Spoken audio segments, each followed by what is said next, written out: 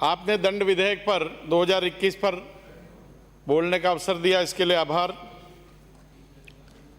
Medical का विषय, हमारा केंद्र भी कानून बनाने का अधिकार है और स्टेट को भी बनाने का अधिकार है। समवर्ती सूची का मामला है, स्टेट कानून बना सकता है और अच्छा कानून है, इसके लिए तो मैं आभार व्यक्त करता हूं। परंतु इसका जो सिस्टम है, हमारा सरकारी सिस्टम, आपने पूरा पहले भी दंड का प्रावधान था, आपने कितने लोगों को दंड दिया। आपके पास साधन नहीं है, आपके पास लैब नहीं है। दीपावली का त्योहार आ रहा है, यानी हजारों किलो मावा पकड़ा जाता है प्रतिवर्ष, और हजारों किलो मावा पकड़ने के बाद भी आज इन कितने लोगों की सजा है। आप दंड की प्रक्रिया, दंड तो बढ़ा रहे हैं, परंतु दंड में कितने लोगों की सजा है। इसलिए आपसे प्रार्थना है कि इसको लागू करना है, कि इसको लागू करने में सतर्कता बरतिए, क्योंकि मानव का जीवन आज खतरे में, केवल मिलावटी वस्तु खाने से खतरे में। अनेक बार समाचार पत्रों में देखते हैं कि गेहूं और चावल के भूसे का एक फैक्ट्री चल रही है, आदमी बाहर बैठा है और गेहूं का भूसा उसमें पिसा रहा है, उसका बिल्कुल महीन बन रहा। क्या बन रहा? अंदर धनिया बन रहा है, यानी गेहूं के भूसे का धनिया बन रहा है। आए दिन खबरें आती है। राजगीर का आटा, राजस्थान में नकली आटा खाने से अनेक लोग बीमार हो गए। आज आप किसी पुलिस वाले को सीआईडी नकली बना करके किसी दुकान पर भेजिए, घी की दुकान पर, दुकानदार को कहिए, तो दुकानदार पूछेगा आपको, मेरा प्रैक्टिकल अनुभव है, आपको कौन सा घी चाहिए? दीपक करने का घी चाहिए, यज्ञ का घी चाहिए या खाने का घी चाहिए? सबके अलग अलग रेट है। मुझे आश्चर्य है, उदयपुर में एक दुकानदार के यहां बैठा था मंडी में। उदयपुर में दिल्ली से देशी घी की ट्रक रोज आती है एक, यानी ट्रक उदयपुर से दिल्ली जाने चाहिए, यहां तक तो ठीक है, भैंसे दिल्ली में ज्यादा है। ये जो सिस्टम है, और मेडिकल का तो अलग ही हिसाब किताब है माननीय सभापति महोदय। फिर इसमें कानून में दुकानदार से सामान पकड़ा, थैली पकड़ी, और दुकानदार के पास थैली पकड़ के देखा, दुकानदार को पकड़ के पुलिस ले गई।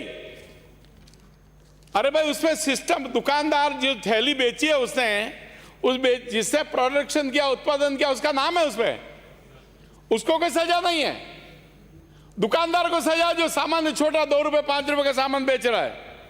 तो मेरी आपसे प्रार्थना, इसको भी ठीक करिए।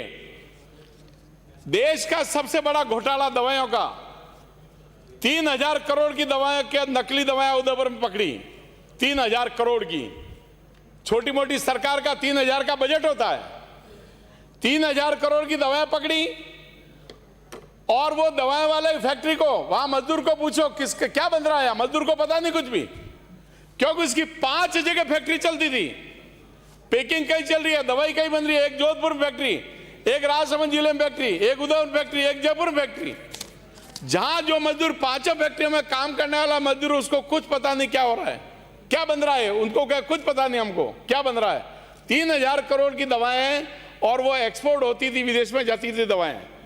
ये हमारे यहां की स्थिति है माननीय सभापति महोदय। आपने एक नारा दिया था, गहलोत साहब जब भी पधारते हैं सरकार में अच्छे नारे देते हैं। राजस्थान को प्लास्टिक मुक्त करेंगे। आज प्लास्टिक कहां नहीं मिलता बताइए आप? थोड़े दिन अभियान चले, थैलियां जब्त करके ले गए नगर पालिका वाले, कुछ के उनके चालान काट दिए।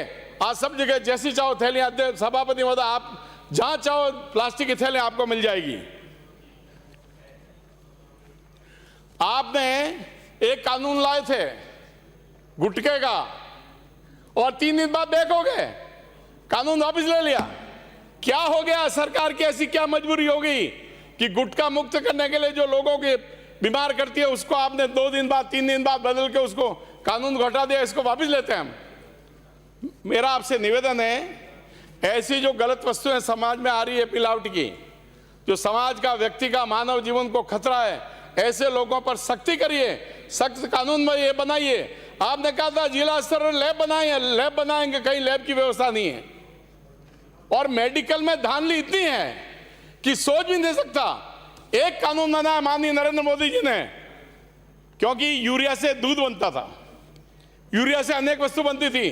मोदी जी प्रधानमंत्री बने 2014 में, आते उन्होंने कहा यूरिया फैक्ट्री से जैसे निकलेगा वो नीम कॉटेज होगा, नीम कॉटेज होगा यूरिया, और उसमें नीम का पानी चढ़ा दिया।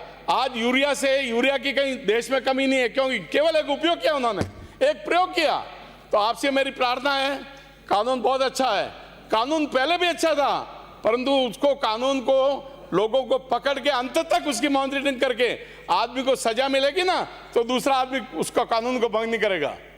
इससे आपसे मेरी प्रार्थना है, कानून को लागू करें, परंतु दंड प्रक्रिया को ठीक करके और लागू करने का आदमी को अंतिम समय तक उस सजा में ले व्यवस्था कराएं। बहुत बहुत धन्यवाद। माननीय श्रीमती